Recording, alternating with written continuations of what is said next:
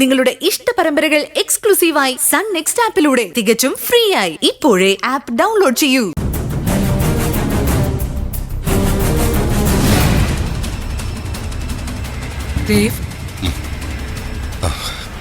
എത്ര സന്തോഷത്തോടെ ജീവിച്ചവനായിരുന്നു എന്റെ മോൻ.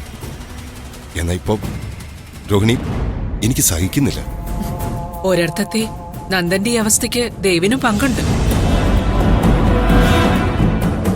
ഞാനും അഞ്ജിതയെ എത്ര എതിർത്തതാ.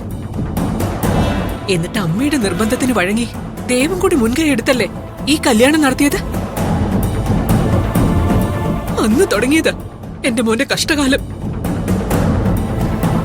കല്യാണപ്പന്തലിൽ വെച്ച് തന്നെ കാണിച്ചു തന്നില്ലേ ഓരോരോ അനർത്ഥങ്ങള്. അത് വരാൻ പോകുന്ന ആപത്തിന്റെ സൂചനയാണെന്ന് മനസ്സിലാക്കാൻ നമുക്ക് സാധിച്ചില്ലല്ലോ. കേട്ടിട്ടില്ലേ വരാനുള്ളത് വഴി തങ്ങില്ലെന്ന്. നന്ദന്റെ ഇഷ്ടത്തിനപ്പുറം ഞാനൊന്നും ചിന്തിച്ചില്ല രോഹിണി. ശരണ്യെ കല്യാണം കഴിച്ച അവൻ സന്തോഷത്തോടെ ജീവിക്കുമെന്ന് ഒരു മൂഢധാരണ എന്റെ തലയിൽ ഉദിച്ചു. എന്റെ ചില തീരുമാനങ്ങൾ തെറ്റിപ്പോയി രോഹിണി. അതിന്റെ ഫലം അനുഭവിക്കുന്നതോ നന്ദനും. സത്യം പറഞ്ഞ നീയേക്കാളും അല്പം കൂടുതൽ ഇഷ്ടം എനിക്ക് ശരണ്യോട് തോന്നിയിരുന്നു. ഇനി പറഞ്ഞിട്ടെന്താ കാര്യം? അനുഭവിക്കാൻ അത്രേ നിവൃത്തിയുള്ളൂ. നമ്മളെക്കാളും കൂടുതൽ അനുഭവിക്കുന്നത് നന്ദനല്ലേ ദേവ്. എല്ലാം തകർന്ന് എന്റെ കുഞ്ഞിനെ കാണുമ്പോ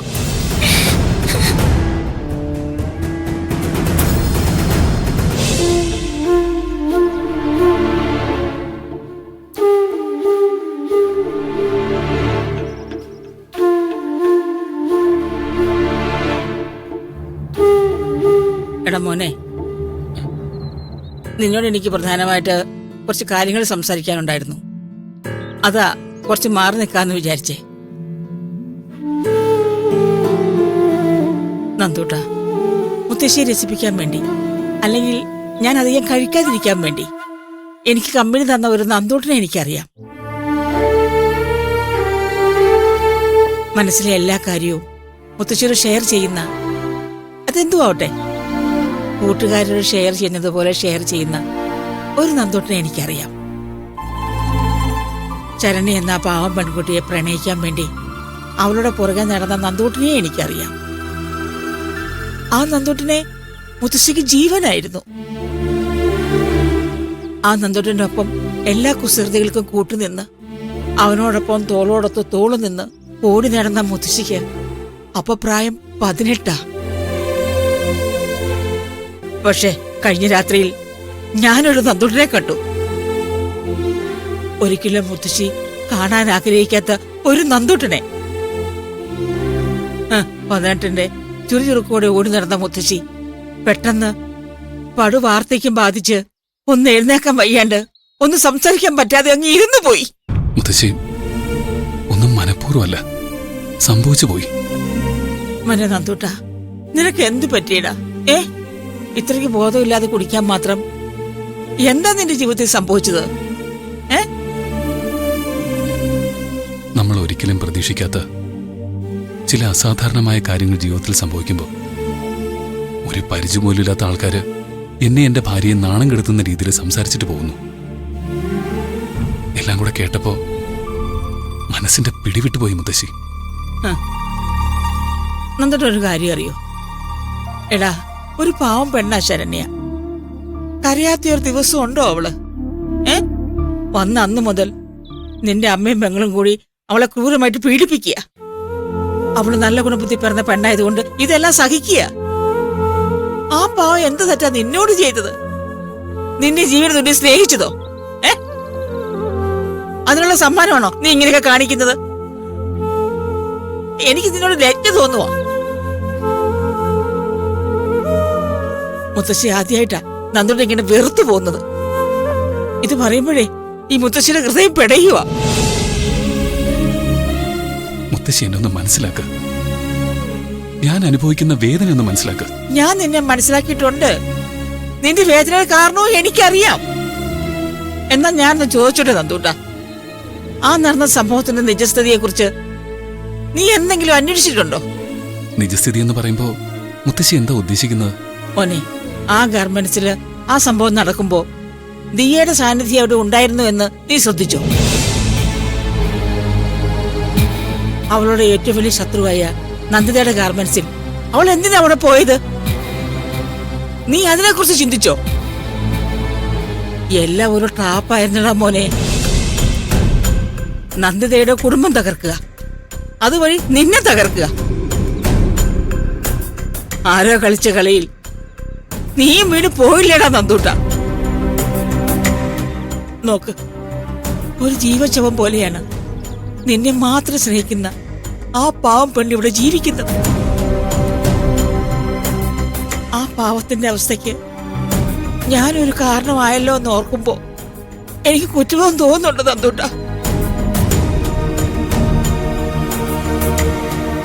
മുത്തശ്ശി, ഞാനൊരാണാ. എന്റെ മുഖത്ത് നോക്കി എന്റെ ഭാര്യയുടെ അമ്മയെപ്പറ്റി കേൾക്കാൻ പാടില്ലാത്തത് കേൾക്കുമ്പോ പ്രതികരിച്ചു പോവും. എന്റെ സ്ഥാനത്ത് ആരാണെങ്കിലും അങ്ങനെ ചെയ്യും. പറയുന്നത് സത്യമാണെങ്കിലും കള്ളമാണെങ്കിലും അത് പറയിപ്പിക്കാനൊരു സാഹചര്യം ഉണ്ടാക്കിക്കൊണ്ടല്ലേ. ഈ കാരണം കൊണ്ട് എന്റെയും ശരണ്യയുടെ ഇടയിലെ സ്നേഹം ഇല്ലാതായാലും അത്ഭുതപ്പെടാനില്ല മുത്തശ്ശി. ഓ, നിങ്ങൾ തമ്മിലുള്ള സ്നേഹം തള്ളിക്കളയാൻ വരെ പറ്റുന്നുണ്ടല്ലോ എന്റെ നന്ദൂട്ടന്. നീ ഓർക്കുന്നുണ്ടോടോ നന്ദൂട്ട? നീ അവളെ പ്രണയിക്കാൻ പുറകെ നടന്ന കാലം. നീ അവളിലേക്ക് അടുക്കാൻ ശ്രമിക്കുമ്പോ അവള് നിന്നിൽ നിന്ന് അകന്നു നിൽക്കാനാണ് ശ്രമിച്ചിട്ടുള്ളത്. അതിന് കാരണം എന്താണെന്നറിയോ? ഒരു വലിയ വീട്ടിലെ ചെറുക്കനെ സ്വന്തമാക്കാനുള്ള ശേഷി അവക്കില്ലെന്നുള്ള ഉത്തമ ബോധ്യം ഉള്ളത് കൊണ്ടാ. എടാ നന്ദൂട്ട, അവളൊരു പാവല്ലേടാ. അവളുമായിട്ടുള്ള നിന്റെ കല്യാണത്തെ നിന്റെ അച്ഛനും അമ്മയും സഹോദരിയല്ല നഖശിഖാന്ത എതിർത്തപ്പോ ഈ മുത്തശ്ശിയല്ലേ അത് നടത്തി തന്നത്? ആരുടെ എതിർപ്പിനെ ഈ മുത്തശ്ശി വകവച്ചില്ലല്ലോ. കാരണം മുത്തശ്ശിക്ക് നിന്നെ അത്രയ്ക്ക് ഇഷ്ടമായിരുന്നു. അവളെ കണ്ടപ്പോ, അവളെ അടുത്തറിഞ്ഞപ്പോ എന്റെ നന്ദോട്ടിനോട് തോന്നുന്ന അതേ ഇഷ്ടം ഈ മുത്തശ്ശിക്ക് അവളോടും തോന്നി. മുത്തശ്ശി, എനിക്കറിയില്ല എനിക്ക് എന്താ പറ്റിയെന്ന്. ശരണ്യോടുള്ള എന്റെ സ്നേഹം ഇപ്പൊ നഷ്ടപ്പെടുമെന്ന എന്റെ പേടി. നഷ്ടപ്പെടാനോ? ഏയ്, അങ്ങനെ സംഭവിക്കില്ല നന്ദൂട്ടാ. എടാ, അവക്ക് നീയല്ലേ ഉള്ളൂ, നീ മാത്രം. അവിടെ നെഞ്ചു പെടയുമ്പോ, അവിടെ കണ്ണു നിറയുമ്പോ ഈ മുത്തച്ഛന്റെ ഹൃദയം പെടയും.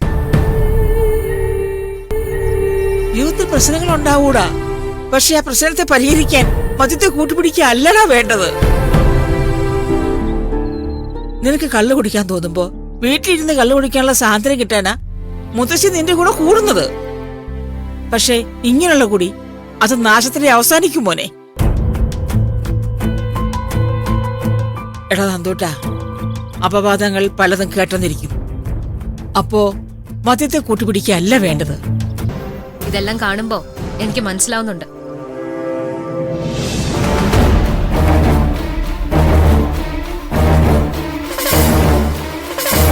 ഇപ്പോ ഈ നിമിഷം ഇവിടുന്ന് ഇറങ്ങിക്കോ, ഇല്ലെങ്കിൽ മറ്റൊരു ശരണ്യെ നിനക്ക് കാണേണ്ടി വരും. നീ എന്താ എന്നെ ഭയപ്പെടുത്തുവാണോ? ആണെന്ന് വെച്ചോ. നാണോ ഇല്ല നിനക്ക്? നാണോ ഇല്ലാത്ത വർഗം, ഇറങ്ങിപ്പോ.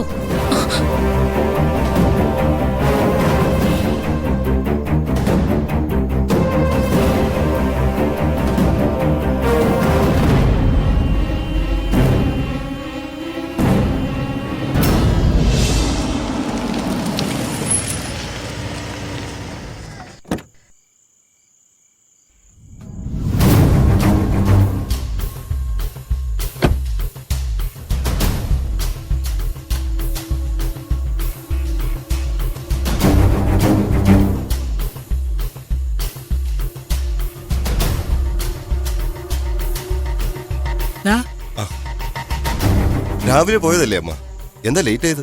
ദൂരം 1-2 ക്ഷേത്രങ്ങളിലെ കയറി ഇറങ്ങിയടാ വാസുദേവ. മനസ്സിനൊരു ആശ്വാസത്തിന് വേണ്ടിട്ടാ. എന്നും പ്രശ്നങ്ങളല്ലടാ ചുറ്റിനും. അല്ല, നീ വന്നിട്ടുണ്ടോ? മുറ്റത്ത് അവിടെ കാറ് കണ്ടല്ലോ.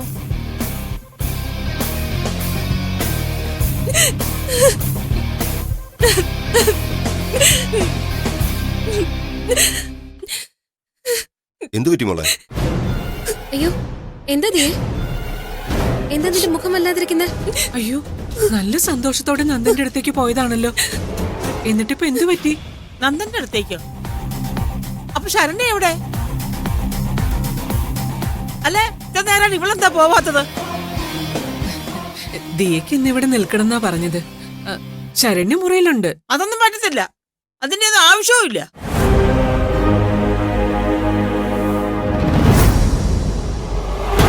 വാസുദേവ, പ്രായം തികഞ്ഞ പെണ്ണാ, വേഗം വീട്ടിലേക്ക് പോകാൻ പറ. കാര്യമൊക്കെ ശരിയാ, നിന്റെ സുഹൃത്തിന്റെ മോളാ. പക്ഷെ ഇവിടെ അന്തി ഉറങ്ങാനേ ഞാൻ സമ്മതിക്കില്ല.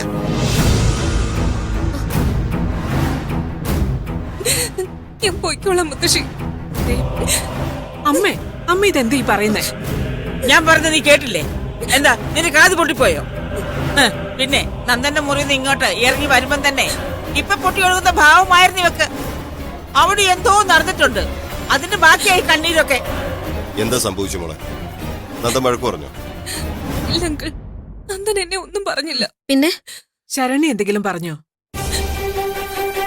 പറഞ്ഞു കാണും. അവളാണല്ലോ ഇവിടെ ഇപ്പൊ ഭരിക്കുന്നത്. ഈ സമയത്ത് നന്ദന്റെ ബെഡ്റൂമിൽ പോകാൻ ഇവളാരാ? അപ്പൊ ഭാര്യ എന്ന നിലയിൽ ശരണ്യെ പ്രതികരിച്ചിട്ടുണ്ടാവും. അത് നല്ല കാര്യല്ലേ? പഠിപ്പുണ്ടായിട്ട് മാത്രം പോരെ, വകതിരിവ് വേണം. എന്ത് ചെയ്യണം, എന്ത് ചെയ്തുകൂടാന്നുള്ള തിരിച്ചറിവ്. അതില്ലെങ്കിലേ വലിയ കുഴപ്പമാ. ആ കുഴപ്പം നിനക്ക് അധികമുണ്ട്. ഞാൻ പോയിക്കോളാം. എന്റെ സന്തോഷത്തോടെ ഞാൻ ഇങ്ങോട്ട് വന്നത്. പോകുമ്പോ ഞാൻ കരഞ്ഞോണ്ടാ പോകുന്നത്. ഞാൻ ഇറങ്ങാം. മോളെ അയ്യോ ഇയ്യ. പാവം കൊച്ച് എത്ര സന്തോഷത്തോടെ ഇന്നിവിടെ നിന്നത്. ഇപ്പതാ കരഞ്ഞോണ്ട് ഇറങ്ങുക. അത് ശരി. അപ്പൊ ഇന്നും ഇവിടെ ഉണ്ടായിരുന്നല്ലേ? ഇഷ്ടപ്പെട്ടില്ല അമ്മയ്ക്കും മകൾക്കും. എടാ വാസുദേവ, അത് ഈയുടെ കരച്ചിലേ കള്ള കരച്ചില.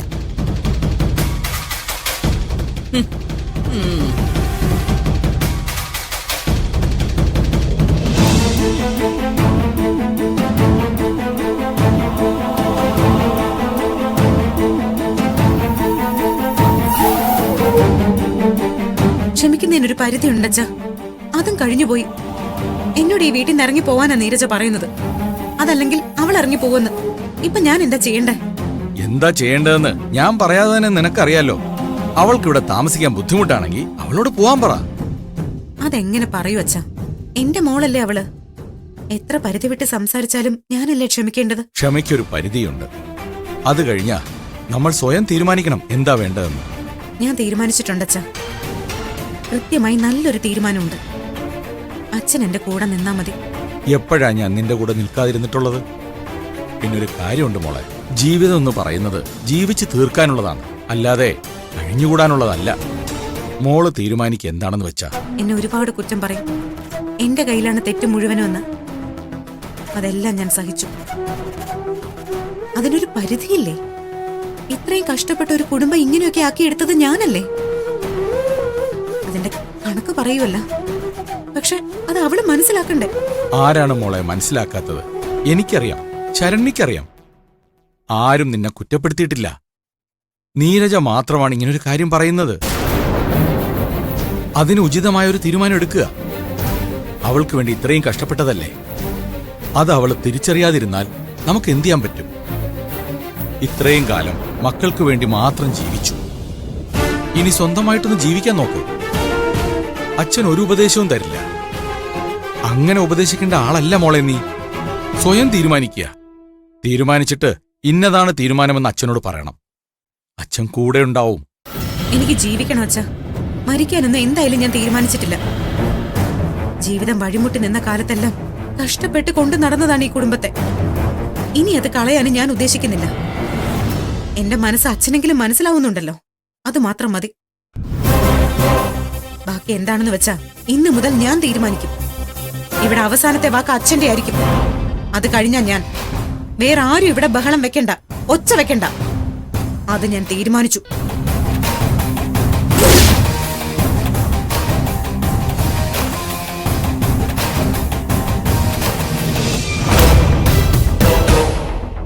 നിന്റെ അടുത്ത് അധികാരം എടുക്കുമായിരുന്നു. ഇറങ്ങി പോകാൻ പറഞ്ഞു വെച്ചാ എന്റെ അടുത്ത്. അങ്ങനെ ഇറങ്ങി പോരേണ്ട ഒരാളല്ല ഞാൻ. എന്നിട്ടും പോന്നു. വലിയൊരു വഴക്കുണ്ടാക്കണ്ടല്ലോ എന്ന് വിചാരിച്ചിട്ടാ ഞാൻ പോന്നത്.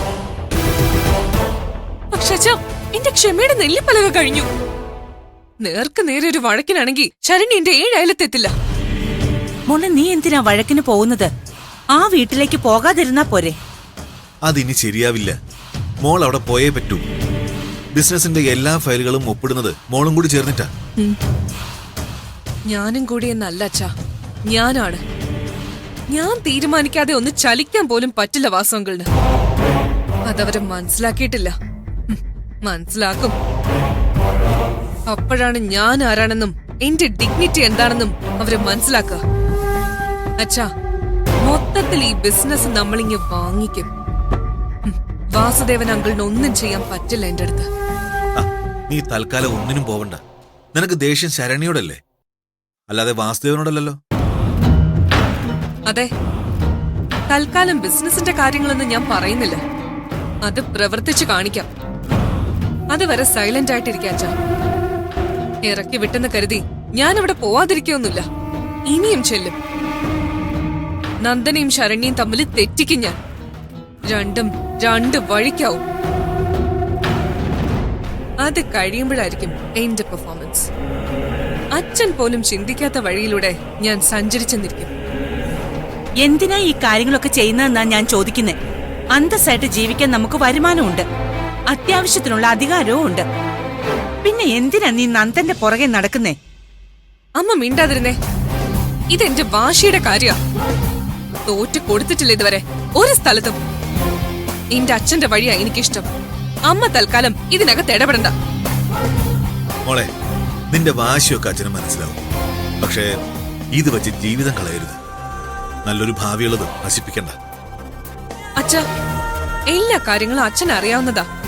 എന്നെ തോൽപ്പിച്ചിട്ട് ഇവിടെ ഒരാളും വലിയ ആളാവണ്ട. എന്റെ ഭാവിയൊന്നും ഞാൻ കളയില്ല. അത് അച്ഛന് ഉറച്ച് വിശ്വസിക്കാം. പക്ഷെ അവളുടെ ഭാവി ഞാൻ കളയും. വലിയ അഡ്വക്കേറ്റ് അല്ലേ, നശിപ്പിച്ച് കൊടുക്കാൻ ഞാൻ. അത് കഴിഞ്ഞിട്ടേ ഉള്ളൂ എനിക്ക് ജീവിതം.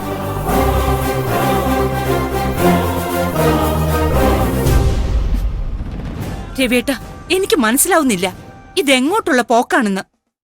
അവളെ ഒന്ന് പറഞ്ഞു മനസ്സിലാക്കി നല്ല വഴിക്ക് കൊണ്ടുവരേണ്ടത് രവേട്ടനല്ലേ? അപർണേ, അവള് പറയുന്നതാണ് ശരി. ശ്ശേ, അവള് പോകുന്നത് നേർവഴിക്ക് തന്നെയാ. നമ്മളൊന്ന് കൂടെ നിന്നുകൊടുത്താ മതി. എന്റെ മനസ്സിലുണ്ട് ചെറിയ ചെറിയ വാശികള്. നടത്തിക്കൊണ്ടിരിക്കുന്ന കച്ചവടങ്ങളെല്ലാം എന്റെ കയ്യിൽ വരും. അതവള് കൊണ്ടുവന്നു തരും. അത് കഴിഞ്ഞിട്ട് നേർക്ക് നേർ ഞാൻ വാസുദേവനുമായിട്ട് സംസാരിക്കും.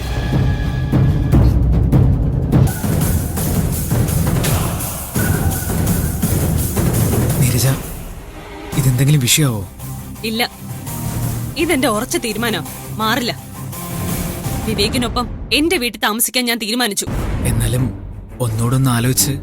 ഇതൊരു വാശിപ്പുറത്ത് മാത്രം എടുത്ത തീരുമാനമല്ല. എന്റെ അമ്മയുടെ മുമ്പിൽ നീയും ഒത്ത് ഒരുമിച്ച് ജീവിച്ച് കാണിക്കണോ എനിക്ക്. അതിന് എന്ത് തടസ്സം വന്നാലും എനിക്ക് വിഷയമല്ല. വിവേകിന് പേടിയുണ്ടോ? ഏയ്, നീയുള്ളപ്പോ ഞാനറെ പേടിക്കാനാ. എന്നാ വാ. നീരജേ,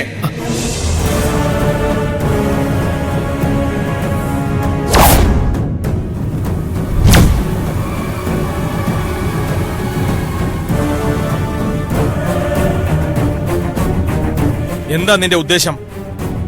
ഇവൻ ഈ മുറ്റത്ത് കാലുകുത്തരുതെന്നും ഇവനോടൊപ്പം നിന്നെ കണ്ടുപോകരുതെന്നും നിനക്ക് താക്കീത് തന്നിട്ടുള്ളതല്ലേ? പിന്നെന്ത് ധൈര്യത്തിലാ ഇവന്റെ കൈയും പിടിച്ച് നീ ഈ വീട്ടിലേക്ക് കയറി വന്നത്? ഇത് എന്റെ വീടായതുകൊണ്ട് ഇനി മുതൽ എന്റെ വീട്ടില് എനിക്ക് ഇഷ്ടമുള്ളതുപോലെ ഞാൻ ജീവിക്കും. അതിനെ ചോദ്യം ചെയ്യാൻ നിങ്ങൾ വരണ്ട. ചോദ്യം ചെയ്യും.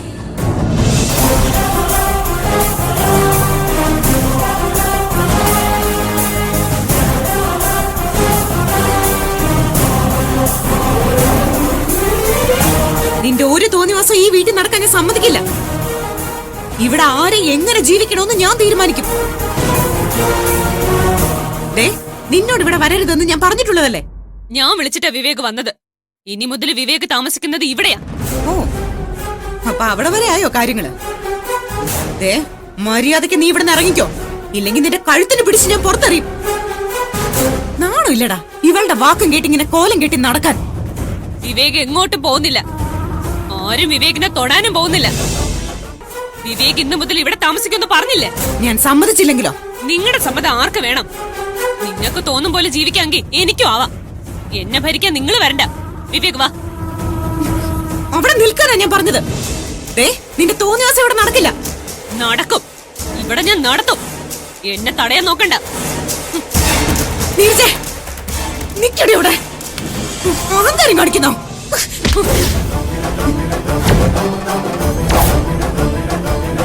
നീരജേ,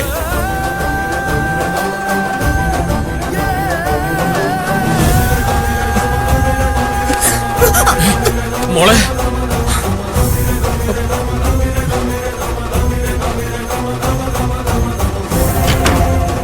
മോളെ,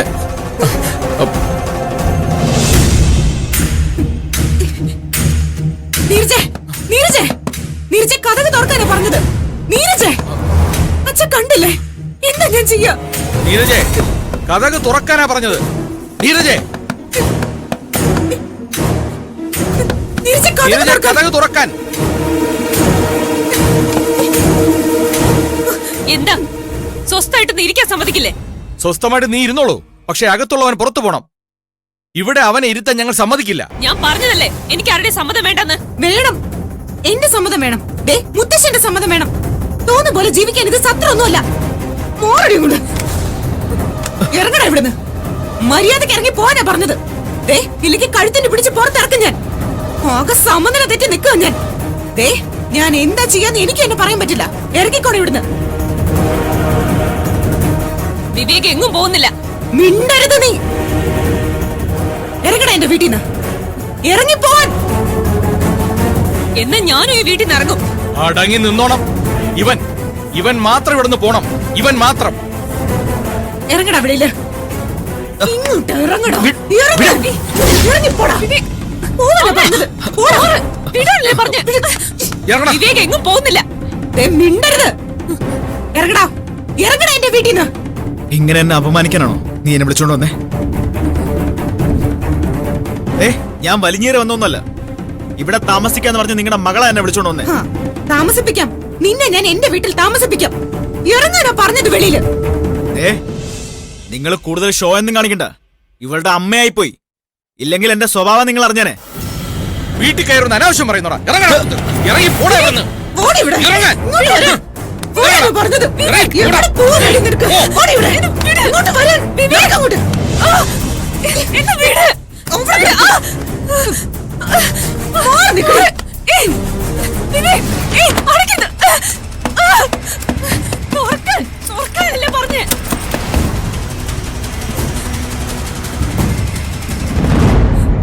നീരജ, നീരജ, ഇറങ്ങി പോടാ ഇവിടുന്ന്. ഓ, നിനക്ക് പറഞ്ഞ മനസ്സിലാവില്ലേടാ? നിങ്ങൾക്ക് എന്നെ ഇപ്പൊ ഇവിടെ നിന്ന് ഇറക്കിവിടാം. പക്ഷേ നിങ്ങളുടെ മകളുടെ മനസ്സിൽ നിന്ന് എന്നെ ഇറക്കിവിടാൻ പറ്റില്ല. എന്നെ തല്ലിയ ഈ കൈകൊണ്ട് തന്നെ നിങ്ങൾക്ക് എന്നെ സ്വീകരിക്കേണ്ടി വരും. ഓർത്തു വെച്ചോ. മേലാൽ എന്റെ കുഞ്ഞിന്റെ നിഴൽ വെട്ടത്ത് പോലും കണ്ടുപോയിക്കരുത് നിന്നെ. വാച്ചാ.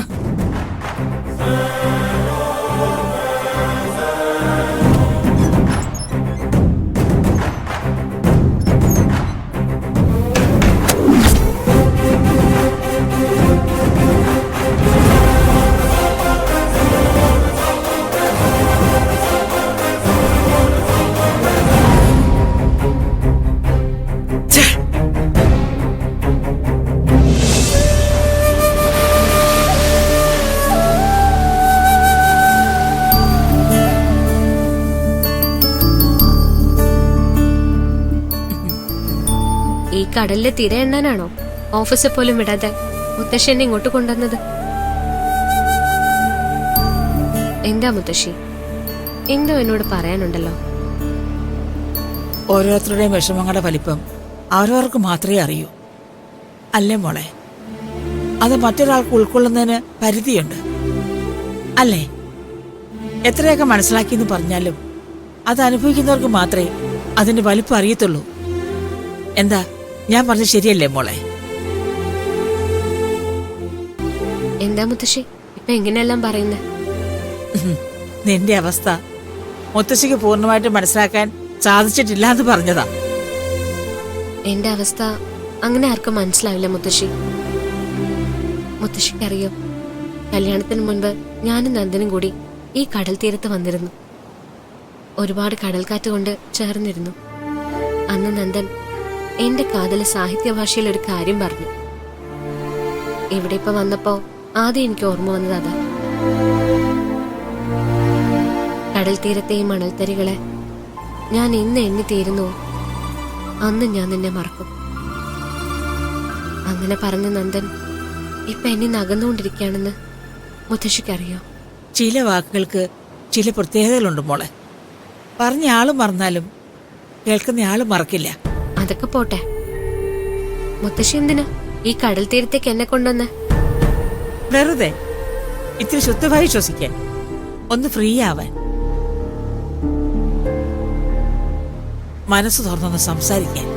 എന്താ അത് വേണ്ടേ? മോളെ, ഒന്നിനെ കുറിച്ചും അധികം ആലോചിക്കരുത്. അത് ചിലപ്പോ നമ്മുടെ സമാധാനം നഷ്ടപ്പെടുത്തും. അതുകൊണ്ട് ഒന്നിനെ കുറിച്ചും ഇപ്പൊ ചിന്തിക്കണ്ട കേട്ടോ. മനസ്സിൽ ഒരുപാട് നന്മയുള്ളവളാ നീയാ. അതുകൊണ്ടാ നീ ഭൂമി ദേവിയെ പോലെ സർവ്വതും സഹിച്ച് ആ വീട്ടിൽ തന്നെ ജീവിക്കുന്നത്. ഇപ്പോഴത്തെ പെൺകുട്ടികൾക്ക് നിന്റെ അത്ര ക്ഷമയും സഹനശക്തിയും ഉണ്ടെന്ന് എനിക്ക് തോന്നുന്നില്ല. ഇതിന്റെ ക്രെഡിറ്റ് നിന്റെ അമ്മയ്ക്ക് അവകാശപ്പെട്ടതാ. പാവം, എത്രമാത്രം സഹിക്കുന്നുണ്ടല്ലേ. അമ്മ എന്നത് ഒരു സത്യമാണ് മോളെ. മക്കൾക്ക് വേണ്ടി എന്ത് സഹിക്കാൻ, എന്തിന് സ്വന്തം ജീവൻ വരെ കൊടുക്കാൻ അമ്മ തയ്യാറാവൂ. നന്ദിത അങ്ങനെയുടെ അമ്മയാണ്. നന്ദിത ചെയ്തത് തെറ്റും ശരിയും.